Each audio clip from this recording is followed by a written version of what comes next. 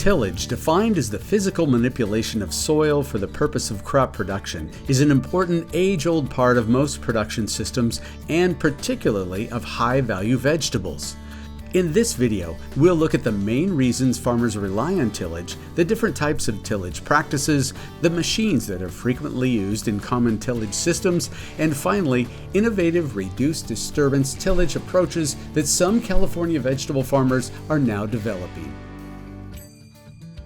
Before any of the common tillage operations are used, farmers may modify the land they use for crop production by terracing, leveling, and for drainage by installing plastic pipes into the subsoil.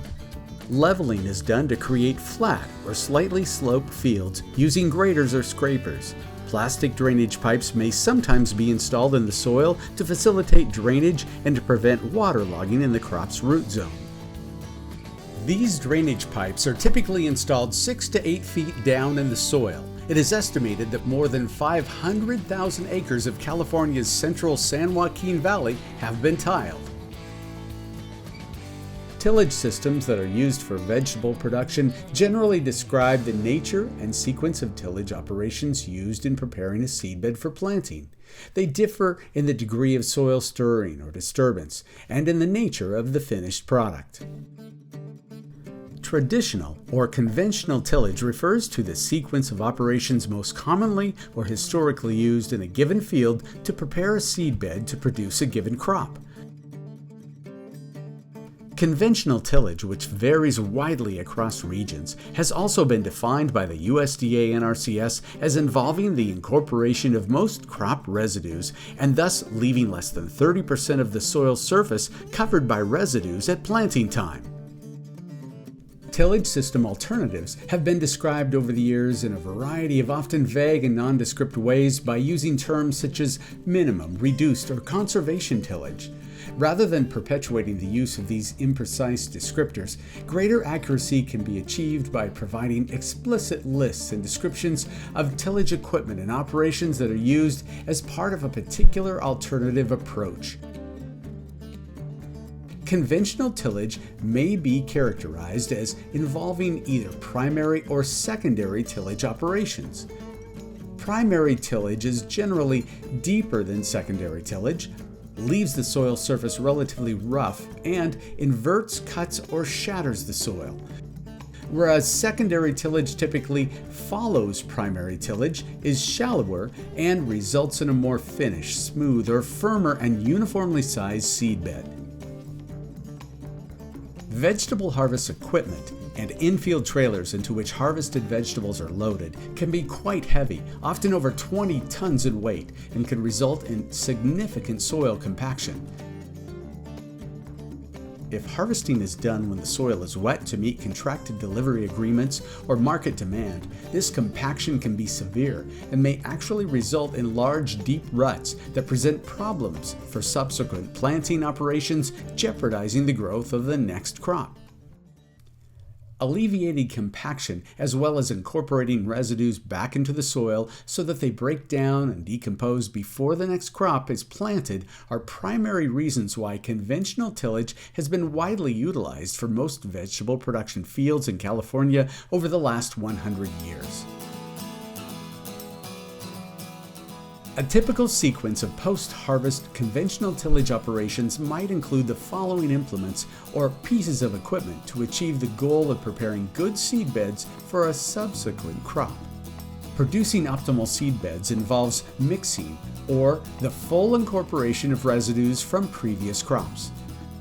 The creation of somewhat finely and uniformly sized soil clods or small aggregates. A generally flat and smooth surface that enables consistent planting, and an array of alternating raised beds and furrows that facilitates water drainage from the crop root zone as well as implement movement through the field. Generally, before any soil-engaging tillage operations are performed, prior crop residues are chopped, mowed, or broken down into smaller pieces using a mower. Harvesting equipment may have mowers built into it and thus provide on-the-go shredding during harvest. Often, however, a separate post-harvest standalone shredder is used, such as the one shown here, which is a flail shredder. It relies on rotating metal hammer-like blades that spin and thereby chop or pulverize residues into small, fine pieces. In many California vegetable fields, the pulverized residues are then incorporated into the soil typically by using a primary tillage implement called a disc plow. That has a series of circular, concave, or curve-shaped metal discs along a rotating ground-driven axle. The disc plow inverts and mixes the surface residues into the soil, usually to a depth of 7 to 10 inches or about 18 to 25 centimeters. A disc results in soil and residue mixing with some inversion. A primary tillage plow that is not commonly used in California but which is important in many other regions in the U.S. is the moldboard plow, which is characterized by its classic plowshare pointed tip and curving blade shape. The moldboard plow fully inverts the soil and mixes residues down to about the same depth as a disc plow. Moldboard plows generally invert the soil while also providing some mixing. Another type of plow that is used in regions where more field crop production occurs is a chisel plow. Its use reduces to some extent the soil disturbance that results from using a disc or moldboard plow.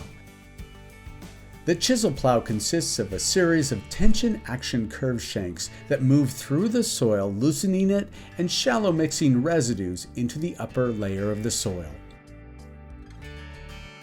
Depending on the need for deep soil profile loosening and breaking up of consolidated or compacted subsoil layers that may exist or that may have been created by harvest equipment, California vegetable farmers may use another primary tillage tool called a ripper or deep chisel. These implements are heavy-duty, go deeper into the soil, and require considerable horsepower. Rippers provide lifting and fracturing of the soil and thus break up compacted subsoil zones or layers. Since subsoil ripping is very aggressive and disruptive, vegetable farmers typically need to follow ripping operations with additional diskings to break up the large clods that may be created. Following these diskings, vegetable farmers will then use what is called a power incorporator or mulcher to further break down soil clods into finer sized fragments. These implements provide shallow soil mixing but not much soil inversion. Increasingly, vegetable farmers are relying on subsurface or buried drip irrigation as the main way to water their crops. When the drip tape is buried in the soil, typically 10 or more inches deep, care must be taken to avoid cutting or disturbing the tape when using tillage implements.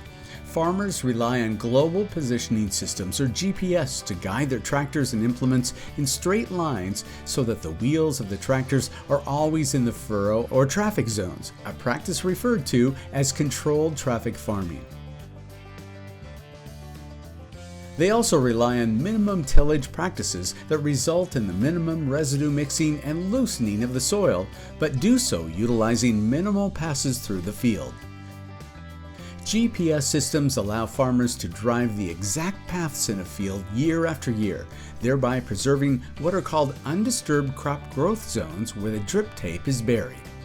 The use of so-called min-till implements is a relatively recent development for California vegetable production systems, and the increase in their use directly correlates with the increase in use of buried drip over the past 20 years or so. Minimum tillage implements are specifically designed to perform the basic functions of tillage, but without jeopardizing or damaging the drip tape. Typically, they include a variety of tillage tools that mix residues and loosen the soil above and to the sides of the buried drip tape. These implements are also sometimes referred to as pass combining or even one-pass tillage implements because they perform multiple tillage functions during one pass through a field. Minimum tillage tools have been designed to chop and mix residues, chisel or rip subsoil compacted layers, and then break up tillage-generated clods, all while preserving planting beds and avoiding damage to buried drip tape. Studies have shown that these pass-combining tillage implements are not only cheaper to use than multiple-pass conventional tillage implements, but they also generate less particulate matter or dust.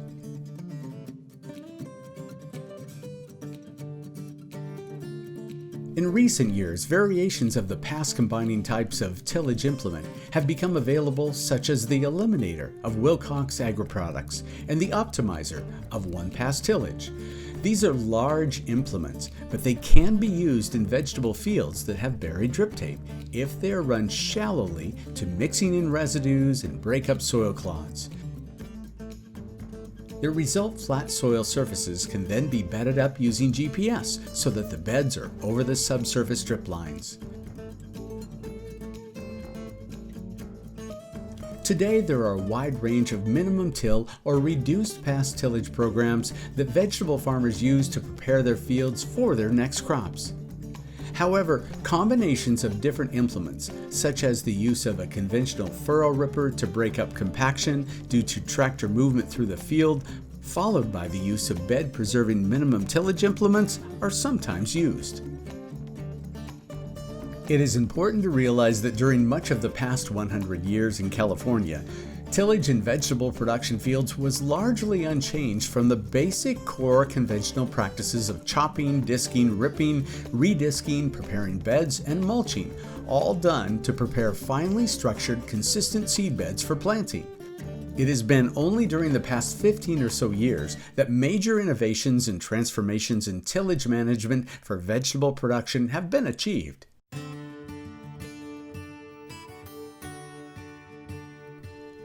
A subset of tillage is cultivation, which is done for the purpose of killing weeds. Cultivation is performed using a variety of shallow cutting blades, knives, or rolling harrow tools for the purpose of dislodging and burying weed plants. We now come to some very interesting and pioneering examples of recent tillage system innovations in California vegetable cropping systems that are being conducted by a group of organic farmers. Why might vegetable farmers be interested in trying to further reduce the amount of tillage in their production systems? Why might make so-called reduced disturbance production approaches something that is desirable? Certainly, one motivation for these farmers is cost. By reducing tillage passes, less fuel is used, less labor is required, and less wear and tear on tractors and implements occurs. In addition, if heavy soil disturbing tillage is not performed, lower horsepower equipment may be used. Tillage costs, however, tend to be a relatively modest part of the production budgets of most California vegetable farmers, often accounting for only about 10% of total costs. Thus, the economic drivers for reducing tillage have not been perhaps as much of a factor in high-value, high-risk California vegetable production systems, since farmers have often not wanted to sway too much from the tried and true conventional tillage systems that have worked remarkably well for decades.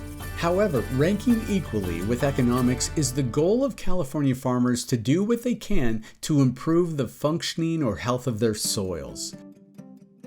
Reducing soil disturbance is a primary goal of a wide range of soil health management programs, such as the USDA NRCS, National Campaign, Global Conservation Agriculture, and the more recent regenerative agriculture movement that is gaining momentum in many areas. Many farmers have become keenly interested in developing food production systems that come closer to emulating or mimicking natural systems, and thus do not incorporate the types of tillage that are used in conventional vegetable production fields.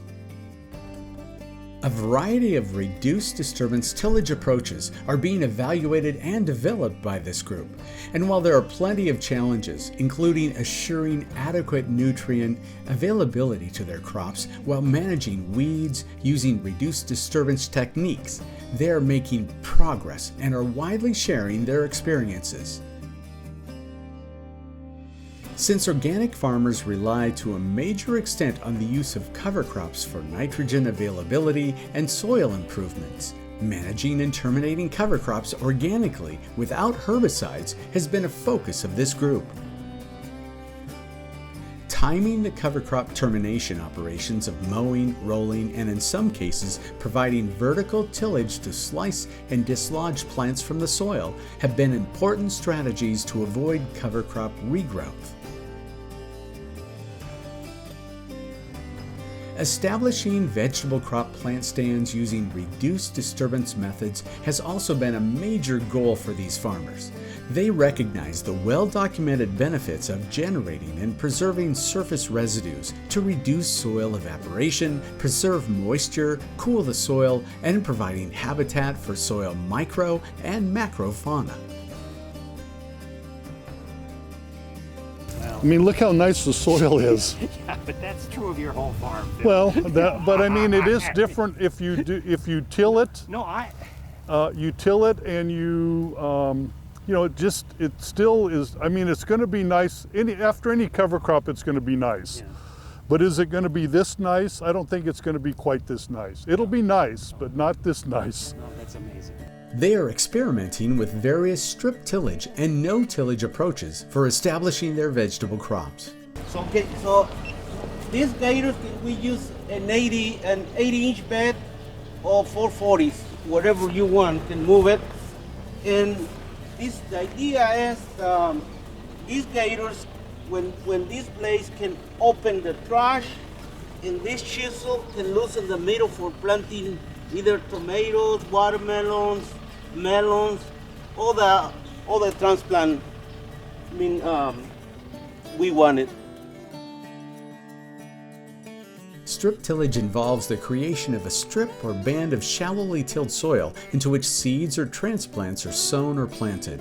No-till is a type of crop establishment technique that relies on procedures that enable crop planting directly into the soil with no primary or secondary tillage since harvest of the previous crop. Here, for instance, is a sequence of cover cropping and mowing and strip tillage operations ahead of planting corn near the Sacramento Valley town of Meridian.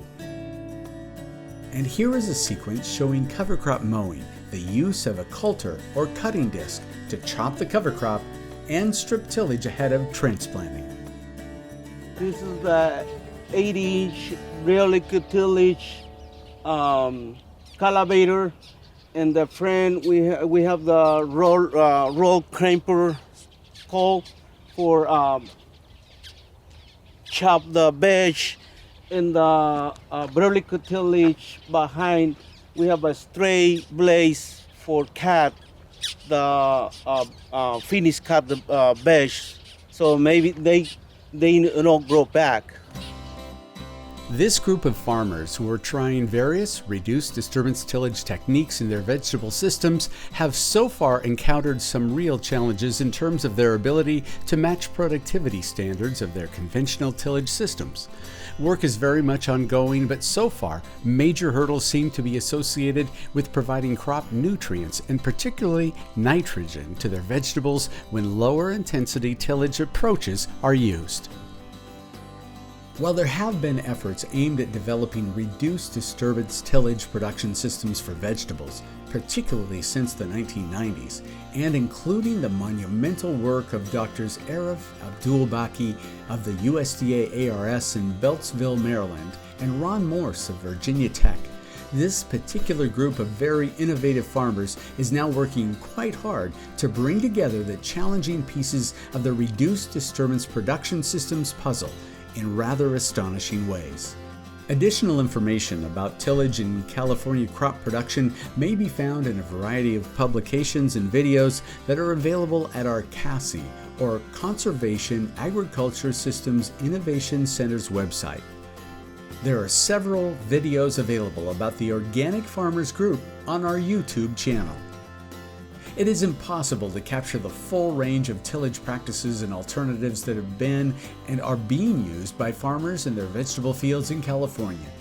This video has provided an overview of some of the main approaches that have been historically important, as well as some of the more recent innovations that are now gaining momentum. Here we acknowledge but a few of the many people who have contributed to the remarkable evolution of tillage systems in California agriculture.